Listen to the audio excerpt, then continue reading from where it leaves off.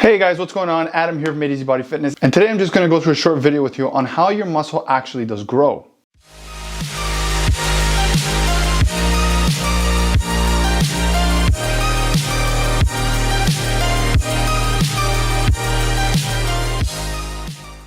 Now, a lot of people actually have this confused. Whenever I talk to people in general about how their muscle actually grows, they think it just comes from eating nutritionally.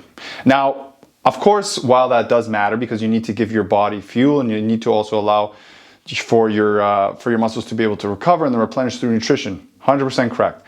But the way it actually gets stimulated is actually through movement, right? And actually through certain forms of movement. So there's three forms of this, right? There's eccentric movement, there's concentric movement, and then there's a static movement. So basically just essentially holding it in place, putting a lot of pressure on the muscle and allowing it to work just by holding a weight in a certain position. So the first one, eccentric movement. Eccentric essentially means basically just elongating the muscle, like lengthening it. So if I'm doing a bicep curl, right? This is an eccentric motion. I'm lengthening the actual bicep muscle, okay? So if I start from here and I go down, it's opening up, it's lengthening the muscle. Therefore, that causes tearing in the muscle, which will cause growth over time. So that's eccentric. Concentric is the opposite. So again, just to show you an example, if I'm doing a bicep curl and I'm bringing it up like this, I'm shortening the muscle, right? I'm causing a concentric motion, meaning to shorten. And that's another way for your muscle to actually tear again and to also build.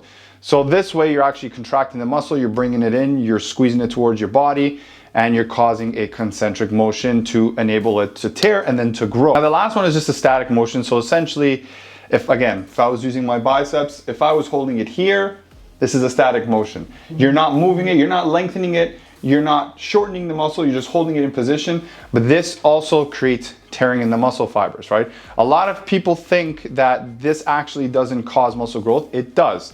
You're, again, not causing any contraction of any sort. You're not lengthening it either.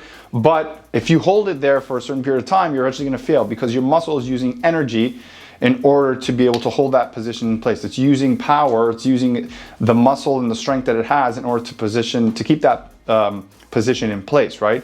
And after a while, your biceps are gonna start to need help, so it's gonna start recruiting other muscles, just like your shoulders. You'll start feeling it in your forearms, you'll start feeling it in your shoulders. Other things are going to be recruited to help you keep that hold as much as possible. Now, do you get more muscle growth through concentric and eccentric movements? You actually do, because you're causing, generally anyways, this is again just on a general aspect because everybody has different rhythms and different certain thresholds and certain levels of intensity that they do. But generally speaking, you're adding a bit more intensity when you're doing those two types of exercises versus just holding it in a static motion. But again, it varies because again, everybody's workout is different, everybody's pain threshold, everybody's threshold for pushing through an exercise, the way they perform it, there's a lot of different variables. But bottom line, without getting into the nitty-gritty of it because it really doesn't matter, all those three things actually help you build muscle. Now, how long you work out for and also how much energy and how much pressure you put into actual working out, meaning how much intensity you put into your workouts, matters as well, right? So when it comes to muscle growth, you'll generally see bodybuilders actually put on more muscle than somebody who doesn't bodybuild. And again, there's genetics involved. Some people have more muscle mass on them versus other people. I get it. But in a general spectrum, somebody who bodybuilds, okay, if we're talking about statistics, somebody who bodybuilds, they keep doing it over time, they're going to put on more muscle, right? Whether it's compound movements, whether it's single movements, regardless of what it is, they're going to end up putting on more muscle over time, generally speaking, because of the way they're doing it. Now, again, back to what I was saying, if you put more intensity into the workout, you know, either going slow with your repetitions, adding more repetitions, going for a longer period of time, you know, really going slow on the lengthening phase, even going slow when you're doing concentric movement as well, and then even adding static holds after, like I show you in some of my other videos, that is going to add more tearing and more muscle growth. Now, where you are in your, I guess, fitness journey, so to speak, on how much you can handle will vary. Somebody such as myself who's been working out for a long time, I can handle a lot more weight and I can go for a longer period of time with repetitions, and I can slow it down a lot more as well to create more stimulation for the muscles, right?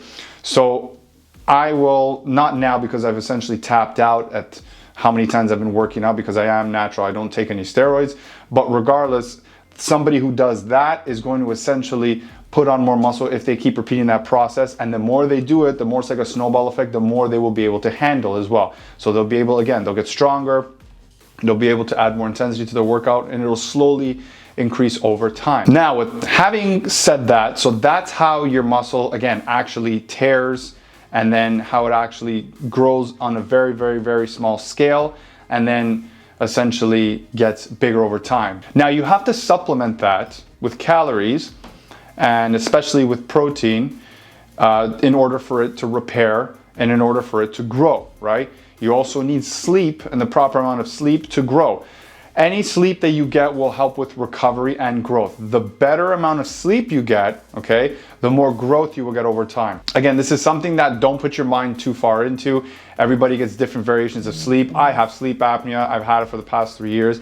I've still been able to keep on muscle and put on muscle, no problem, even though a lot of nights my sleeps are all over the place because I have, again, severe sleep apnea. So again, don't play into that too much, but I have to throw it out there because, again, there is truth to that. If you don't get enough sleep versus getting a lot of sleep, it could affect the growth of your muscle. But again, it's on a very small scale compared to the amount of times that it actually makes a difference, because we sleep every single night. We need the amount of hours in order to get a proper sleep. So therefore, you're still going to be recovering, okay? If you don't get enough sleep one day or even for a full week, it's okay. You know, you're still going to recover. Your muscles are still going to repair itself. It's fine. Same goes for nutrition. You need nutrition, a lot of people know this, to actually repair the muscle. You should be having higher amounts of protein, generally around 0.5 to 2 grams per body weight, okay? It's around there is a good number. Everybody's not going to be the exact same, so that's why I always give that little guideline to go by. And as long as you're getting that, your muscles will repair, and then they will also grow over time as well. So you need to make sure that you're getting your calories, especially your protein, in. So that's essentially how it works. So if you're not working out to the best of your degree and you're not, you know, activating the muscle as best as possible, you potentially could not be getting as much muscle growth over time. Now, just keep in mind, again, this is a compounding movement. Anything that has to do with fitness, it happens over a period of time, of days, months, and years, okay? So if you don't do this properly, 1 day, 2 days, even for a few months, it's fine, because it's a pattern of habit that you have to build in order to make sure that you get it right, and eventually keep that pattern going and build on it to create a compounding movement to get the best results that you can get. And what I mean by this is, if you're working out and you're not exactly sure how many repetitions you should do or how much you should push yourself, then just go until failure. You know, generally speaking, roughly people will go between 12 to 15 reps. I always say 15 reps or more if you can, but go until you can't do it anymore, right?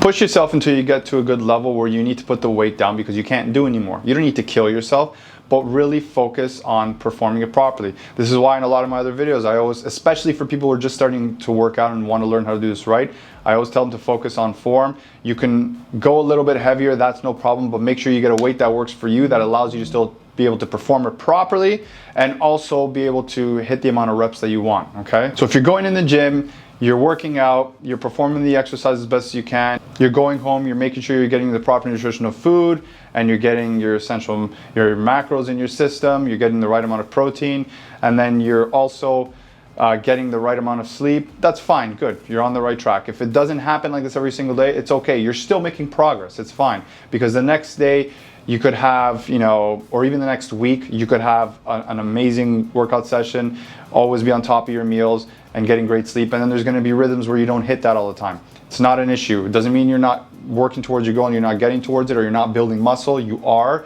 It's just sometimes there's hiccups and there's things that get in the way that allow us to get off track. Just know that you're still essentially building muscle in the process. This video, again, is just to give you notification to allow you to understand on how it actually works and how you can really maximize it and do the best that you can when it comes to putting on muscle. All right, guys, if you like this video, click like, subscribe, comment, and share. Let me know what you thought.